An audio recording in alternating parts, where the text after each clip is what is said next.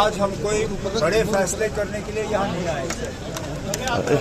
पहला मेरा यहाँ आने का मकसद ये था कि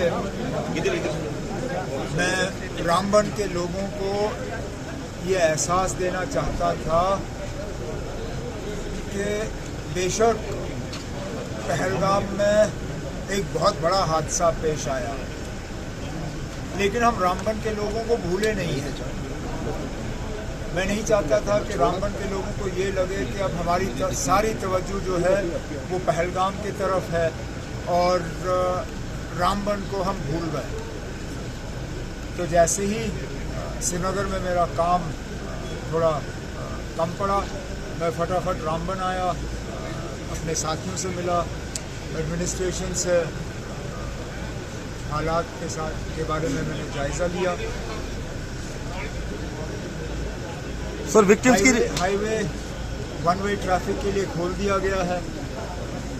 कल क्योंकि हम हाईवे पे थोड़ा और तेज़ी से काम करना चाहते हैं, इनको जो है वो 5 मरला ज़मीन जो है वो ट्रांसफ़र कर देंगे।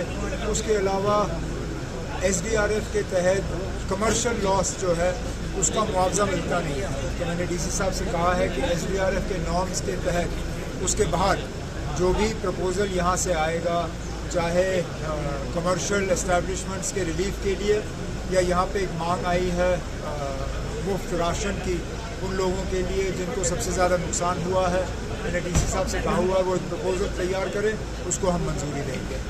सर यहाँ पे ज़्यादातर जो डैमेजेस हुए वो सब those houses they beside the नालास, तो are you going to frame any policy to ban this? पहले तो हम नाले साफ करेंगे, उसके बाद नाले का जो रुख है जहाँ से पानी इस बार गया उसको हम सही तरीके से उसकी जो है वो रिटेनिंग वॉल्स वगैरह करके, ताकि आगे जो है इस तरह का नुकसान ना हो, उसका हम इंतजाम कर लेंगे। तो उनका बनाने देंगे, वहीं पर ही मकान वहीं बनाने देंगे आप? नहीं ना, मैंने आपसे कहा है वहाँ तो ज़मीन अब रही नहीं, अब ऑल्टरनेट ज़मीन हम देख लेंगे, ऐसी जगह देख लेंगे जहाँ नाले ना हो, जहाँ पे इस तरह का जो है नुकसान ना हो, वही हम देख लेंगे। सर लास्ट क्वेश्चन एक हम इन्वेस्टिगेशन कराने के लिए तैयार है, हिंदुस्तान से मिलकर इन्वेस्टिगेशन कराने के लिए तैयार है।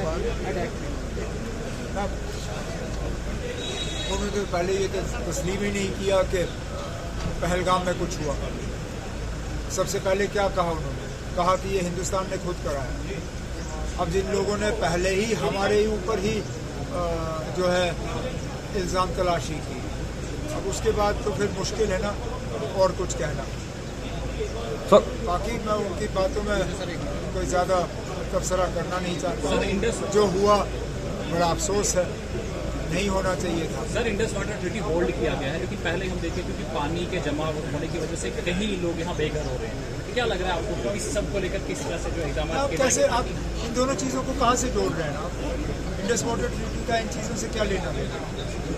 ये प्रोजेक्ट्स जो बने हैं ये तो as per Indus water treaty बने, तो इंडस वाटर ट्रीटी का सस्पेंड होना ना होना इनका इन प्रोजेक्टों से क्या लेना देना? सर पानी कहाँ होल्ड करेंगे, पानी कहाँ रोकेंगे हम इतना? आप क्यों ना मुझसे पाकिस्तान के लीडरों के बारे में पूछते? हमारे मुल्क के बारे में